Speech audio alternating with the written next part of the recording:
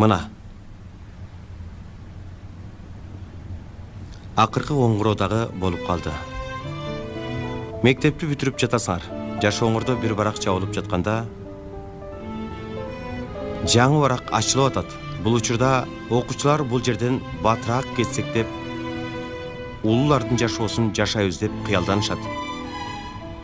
Бирок мага ишенгиле, ортодон көп жылдар өтөт. Анан силер бүгүнкү күндөрдө дайыма жылмай эстейсиңер. Жашоо уланып атат. Анан окуу жайга өтүү үчүн акыркы эшик. Силер дайыма сурап калган кыйынчылыктар алдыңарда. Дароо кол таштабай аракет кылган адам болушуңар үчүн аракеттендим. Сынактардан өтөсүңөр, кулайсыңар. Бирок дайыма бир максатыңар болуш керек. Кайсы жерде болгонуңарды билгиңер келсе, кайда баратканыңарды дагы билишиңер керек.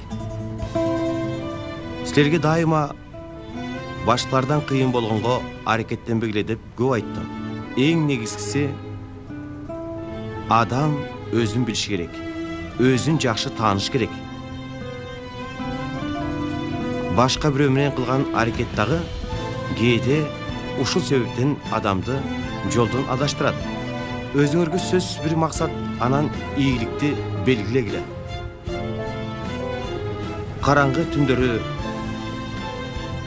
алар силерге жол көргөзсүн.